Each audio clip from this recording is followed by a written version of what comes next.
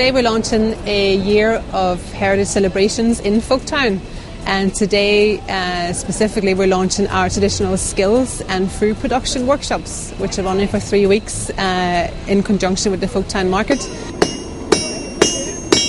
The heritage workshops are going to last over a year. There's various activities going on. There's, as you can see, there's a metal worker in the background here. I would like people to connect to the vibrancy that was here and that we are again creating in our city.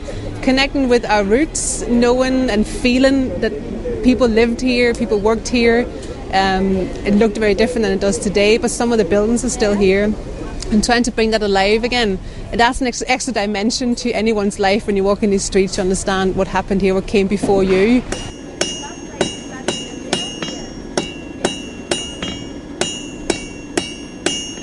Well, I was invited originally to do workshops in Fermanagh by a heritage group there at Curry's Cottage. Wonderful setup.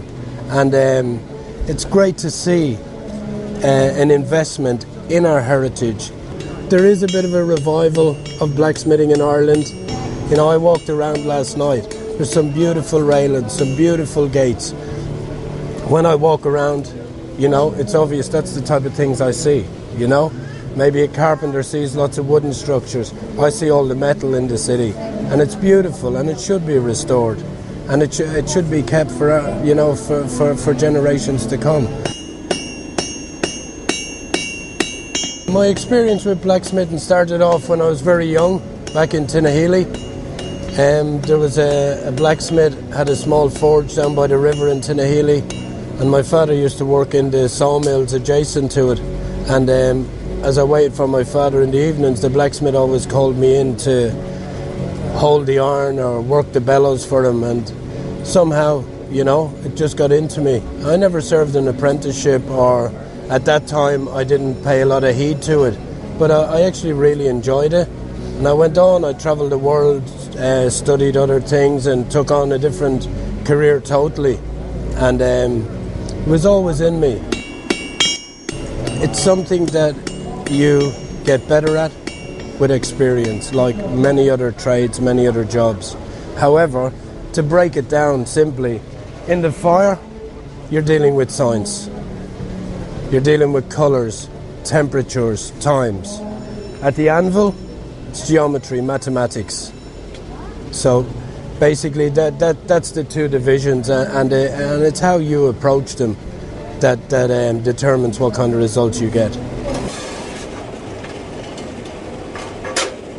I think it's an excellent way. It's the hands-on that you try for yourself. You talk to someone who has a knowledge of it, and you share that with other people.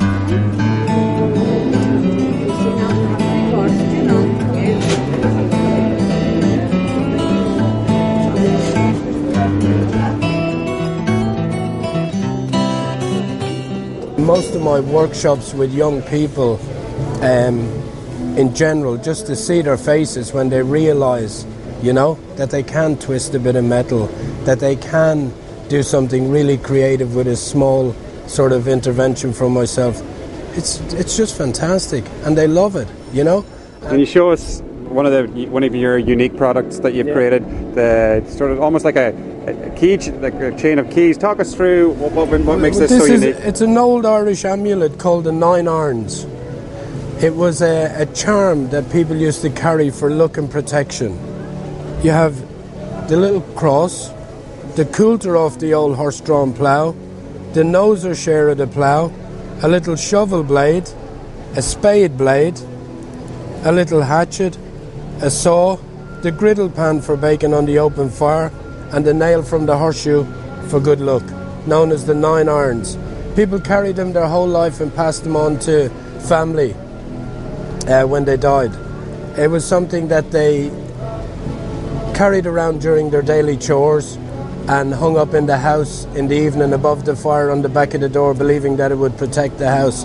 So a lot of superstition surrounding it, and you will see in like the old medieval medical treatise journals writings about the plough coulter and ploughshare for kids that had epilepsy or fits and starts while sleeping. It was said to wear them around the neck. There's a nice history of them. It's not well known. Another thing that's almost lost, part of our heritage in Ireland, and it's just a beautiful piece, you know. People like to know where their roots are, you know, and you know, we're good at that. We're good at sort of talking about where our roots are, but the point about Folktown, the Folktown area, there's so much shared past. There's so much shared past, and that's what we're trying to bring forward. We're trying to bring forward that story. If you're interested in taking part or you need to know more, feel free to contact us anytime. Our website is www.folktownbelfast.com, and you can email me at info@folktownbelfast.com.